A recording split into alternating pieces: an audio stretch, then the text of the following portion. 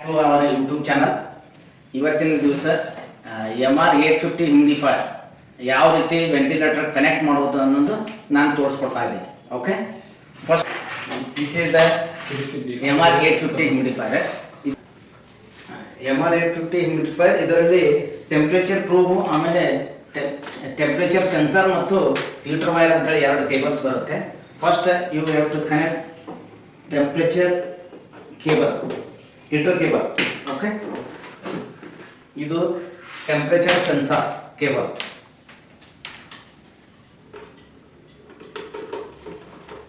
ಇಷ್ಟು ಆದ್ಮೇಲೆ ಸರ್ಕ್ಯೂಟ್ ಯಾವ ರೀತಿ ಕನೆಕ್ಟ್ ಮಾಡೋದು, ಇದು ಇದು RT265 ಸರ್ಕ್ಯೂಟ್ ಅಂತೇಳಿ.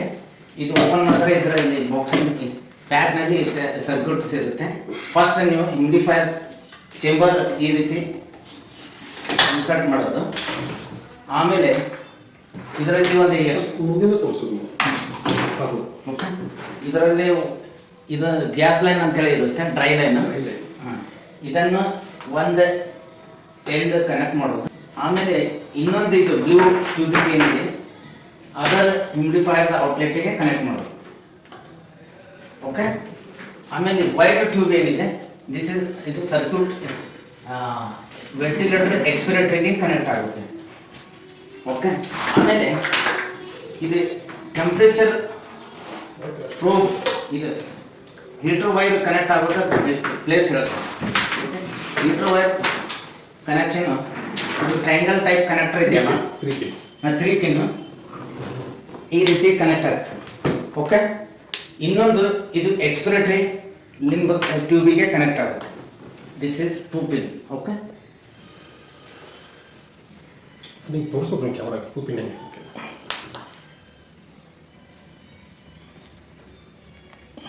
ಈ ರೀತಿ ಕನೆಕ್ಟ್ ಆಗ್ತದೆ.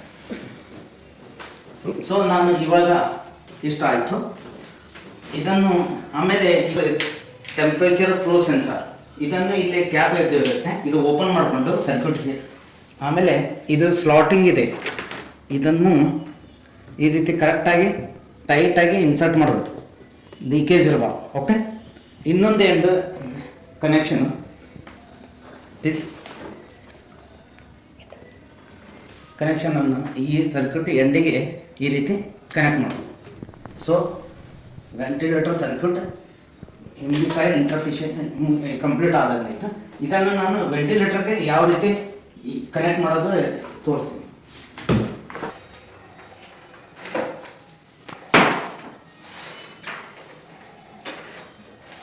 ಚೇಂಬರ್ ಒಂದು dry line blue tubing connected to inspiratory, inspirator. Okay, and other this is expiratory tube connected to ventilator expiratory side. Okay, so circuit is completely interface to ventilator through MR850 humidifier. So this is the output. You have to connect here ET2 or this connect test line to test the circuit whether it is connected properly or not. Correct.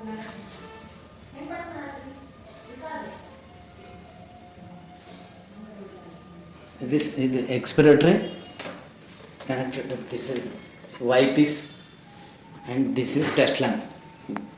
ನೀವು ಇಲ್ಲಿ ET2 connect ಮಾಡಿ ಪೇಷಂಟಿಗೆ interface ಮಾಡ್ಬೋದು.